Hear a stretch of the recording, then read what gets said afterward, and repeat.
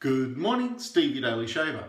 This morning I am shaving with the Wilkinson sword. It's got a Supermax second shave blade in it, and from Italian Barber, Eleganza. Eleganza. Yeah, it's not too good for you, it's just right for me. This smells like your cupboard when you open it and you've got all that mixed aftershave deodorant smell just wafting out. It is, it's a deep, rich, actually quite pungent in here, but fine on the face. Beautiful smell, no complaints, love it. One of my favourite Italian barbers. So, this morning I'm out with Samson and the Kong. So I'll just wet that. This morning we're going to chat a bit. Where to begin? A Jewish captain had to leave port in Portugal.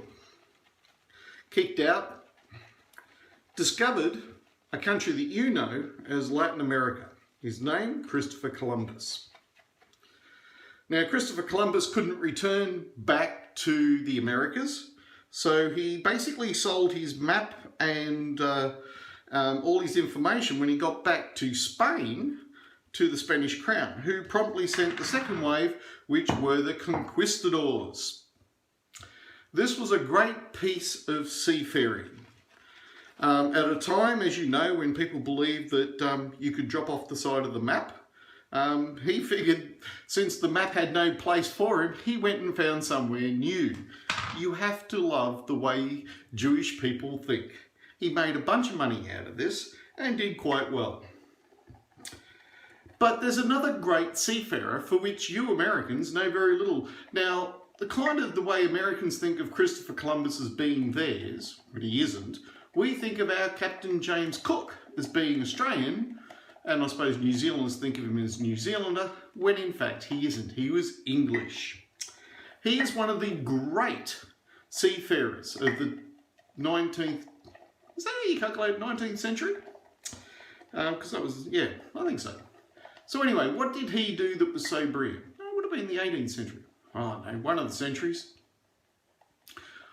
He actually mapped from Washington all the way up into Canada, including, he did such a good job of the map for the inland lakes and different things that it was actually used when you guys decided to invade Canada.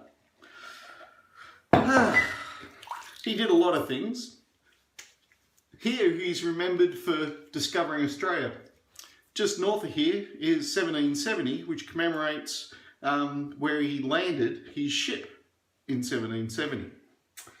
So, a little bit of spritz. Now, why do I mention Captain Cook? Well, let me tell you a little bit about him. He had a mission to discover the Great Southern Land, which turned out to be Antarctica. He nearly froze his butt off discovering it. Having discovered there was no great landmass aside from Antarctica, and he didn't know that it was land because he had to sail around the ice at the time. He of course found New Zealand and then the eastern seaboard of Australia. Now, like all people of the time, he was unaware of the fact that him and his crew members, the same as Columbus, carried pathogens that would decimate the lands where they landed. It was just bad luck. It meant by the time the conquistadors got to Latin America, the great tribes that were mentioned had long since gone. I'm not saying they were completely gone, they put up a good fight. But, you know, same thing happened in Australia. The Aboriginal tribes were wiped out. Not 100%, but enough that by the time the first Australian settlers got here, they were a lot fewer than when Captain Cook got here. That's life. Shit happens to all of us, right? What makes Captain Cook pretty interesting is the fact that he knew he had a problem. There was a disease. He didn't know what it was, but he knew it caused men on long sea voyages to lose their teeth, and their gums would bleed, and it could result in death. The condition was known as scurvy. Now, on a previous trip as captain, he had had the men beaten, he'd had them flogged, he'd done everything to try to get them to eat the pickled cabbage that he discovered the Dutch sailors were eating on their trips, because Dutch, German, I know you all get annoyed, but the fact is you're all basically one big ethnic group. And they were quite happily traversing large areas without this disease. Now, we didn't know the connection. He just knew that eating this sauerkraut, as it would be called, was good for his men. Then he was given a mission, and a secret mission at that. His main mission was to find the Great Southern Land. His secret mission was time. He was given a special clock that had been manufactured that could keep time at sea. And this was important for working out longitude and latitude. Using the clock, he was to measure the transverseness, I think it was Mercury, or Venus, might have been Venus, across the face of the sun. Long story short, he got a number. It was pretty close, but eventually turned out to be wrong. But yeah, it was really good seafaring for his day. He travelled long distances, but he still had this simple problem. He needed his crew to stay alive for a year or two at sea, and that ain't as easy as you think. I mean, so how do you con people? I mean, how do you do what's best for people? Well, he'd already tried beating them, he'd ordered them, the whole lot. Didn't work. So when he was given this mission that resulted in finding Australia as a coincidental, as a good Englishman, he got to thinking about the problem. So what he did was he banned it from the men. It was only served at the captain's table. So only the officers got it. Now, promptly, the men started nicking it from the stores. You know, obviously different crew, not worded up on how bad it tasted. They started nicking it from the stores. Finally, he acquiesced to the crew's demands that it be served to them. So, long story short, the men ate the sauerkraut, circumnavigated the globe, discovered the Great Southern Land of Antarctica, mapped it, discovered New Zealand, Australia, a few other places like Tahiti that were already known about. You know, way to go, Captain Cook. One of the great mariners alongside people like Columbus. So, where am I going and what the hell's this got to do with shaving? I never say anything short if I can avoid. It's like an episode of Yes Minister and Yes Prime Minister. You can find them on YouTube if you don't know what I'm talking about. An old BBC series. Absolutely brilliant. Will explain to everyone anywhere in the world how government works or is designed not to work.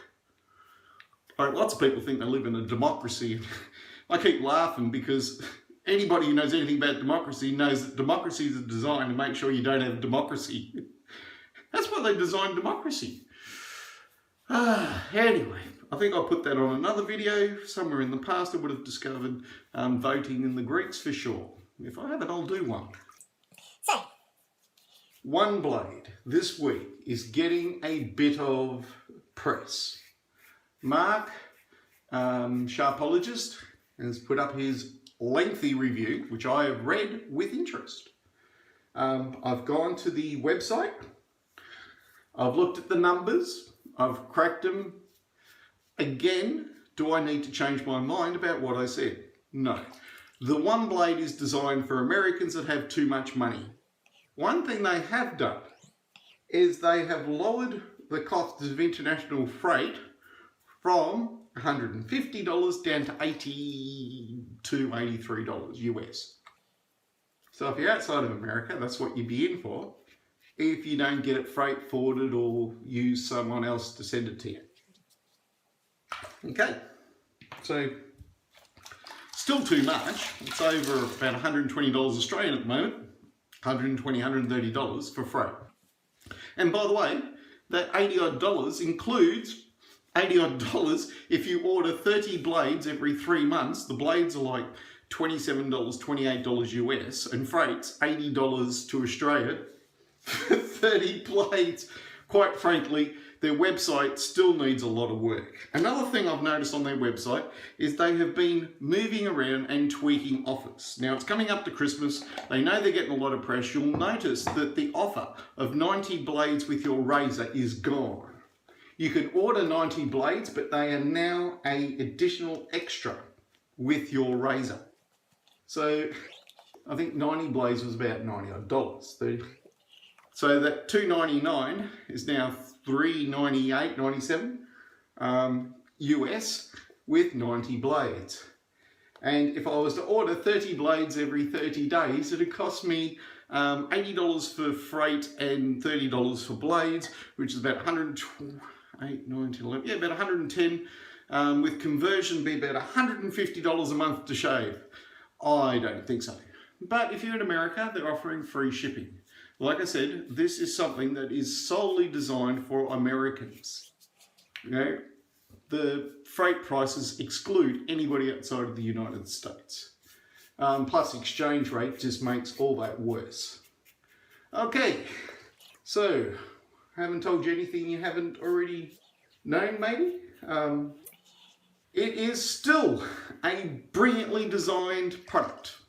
Okay? I'm not gonna knock anybody, and I love everybody for designing new gear.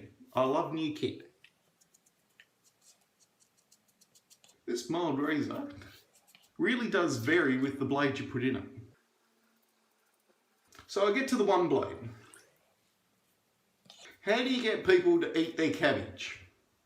Well, you make it an exclusive high-end item so that the crew go, I must have it.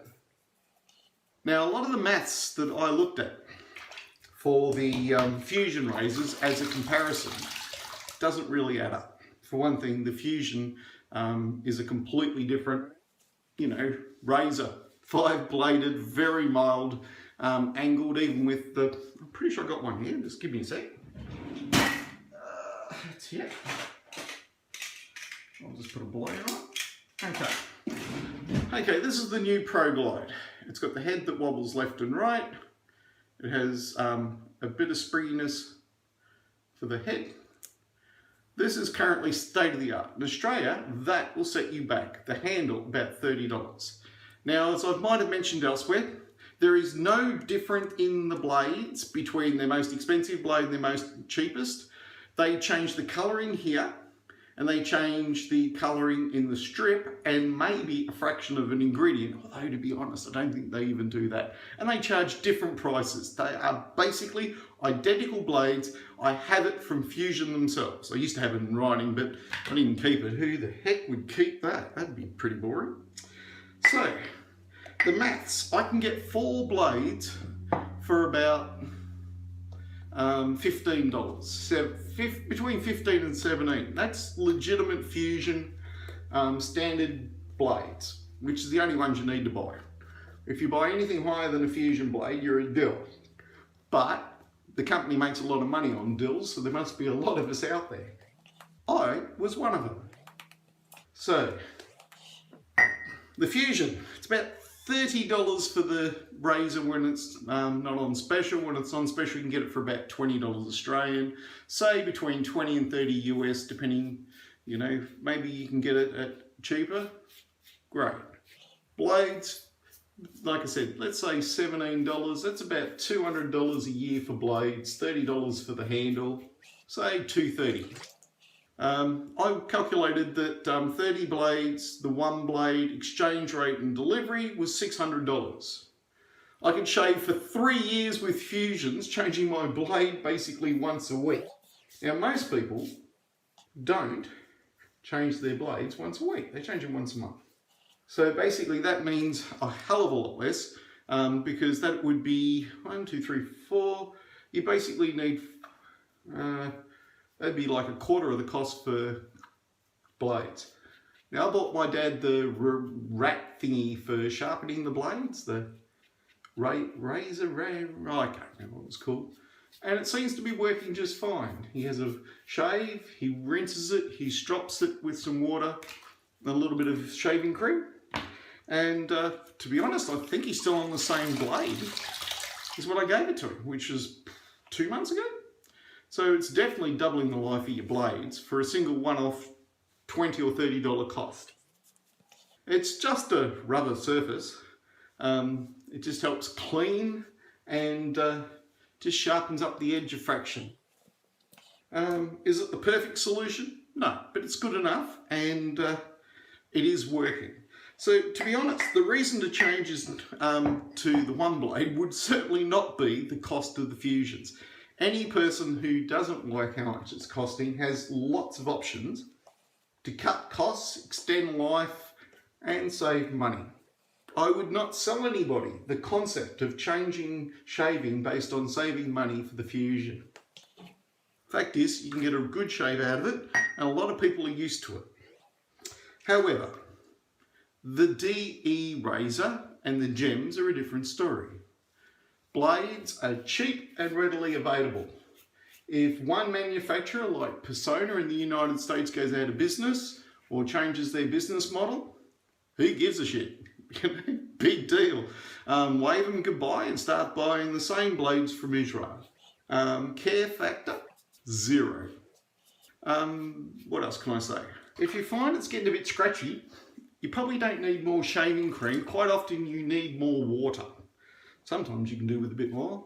I'm going for Baby Smooth. It's my Saturday morning shave, and I'm just nice and relaxed and figured I'd take me time. One thing about the marketing for the OneBlade is it's being marketed for executives, the executive shave. I mean, the $400 brush pretty much makes most of us laugh our head off. There ain't no way. I mean, the brush probably, you know, I looked up the guys that make it, and most of their brushes are about $100 to $200 US. You know, I think the most expensive one, they're like, was it the Simpson brand or whatever? You know, they're an old handmade manufacturing company, but you know, it's just a brush for crying out loud. $400 is insane. The subscription service outside of the United States and their current pricing, still insane. They've adjusted pricing, no longer includes the upfront 90 blades. That limited time offer has limitedly expired. This is, now, if they've spent 4 years designing this thing, they've got a lot of money they need to make to justify everybody's wages. You employ engineers, they're getting paid pretty good. I know you're looking at my face going, how many passes are you going to do? I'm going to do as many as I want today. I've got plenty of slickness left in this Eleganza. So I made the mistake of going for an extra shave on the Wilkinson sword. It was only the 4th, and I knew at 3 it was pretty stuffed.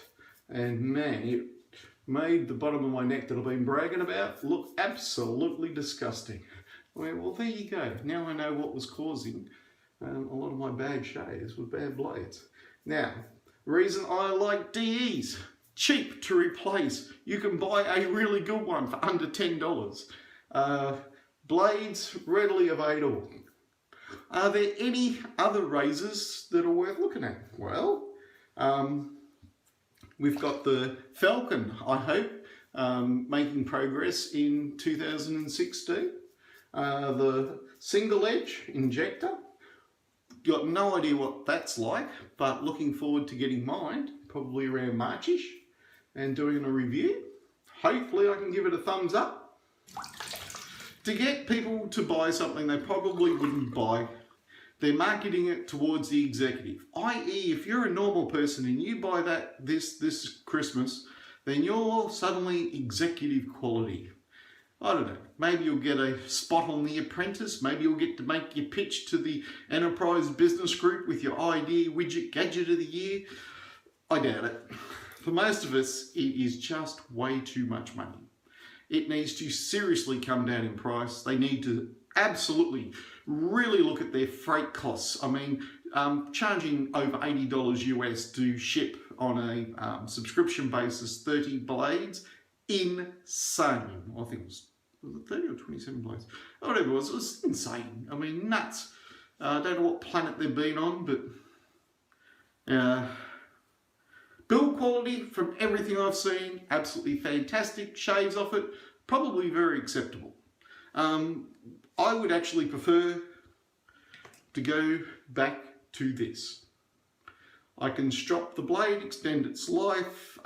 It's electric, it vibrates, it does if the battery's working.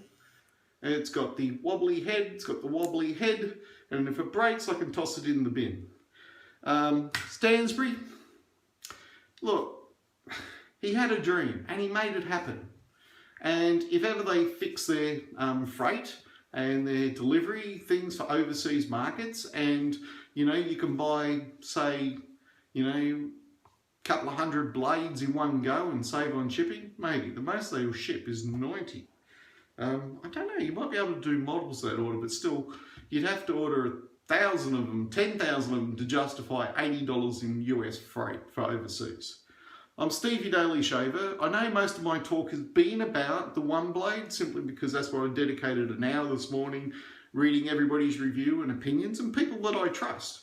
I don't think anybody's leading anybody's astray. I think Stansbury has done his work on making a great product. I think it's priced Stansbury style, if you have ever gotten his emails. And keep your money, don't give it to other people. It's the best way to stay rich. See, other people get richer by taking your money off you. The question is it worth it? Most of the comments on Mark's blog are pretty much pass. I didn't add anything to it. I figured I'd just do mine to camera and say. What I do know is I'm going to be putting up an excellent shaving cream this morning. This is absolutely brilliant. The smell, it is different to their other soaps, significantly so. It is so complex. It's, as I say, it's like opening up your cupboard and having that woof of mixture of scents. It's deep, it's rich, and it smells good on your face. Even afterwards, it does linger. You can tell that you've shaved with this one.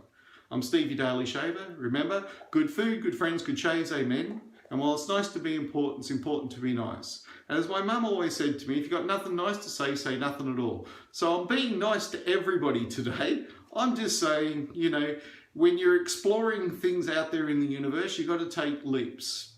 Let some more people jump that can afford to find out whether it's good for you or not. Cabbage did help find Australia. I'm Steve, your Daily Shaver. Good food, good shaves, goodbye.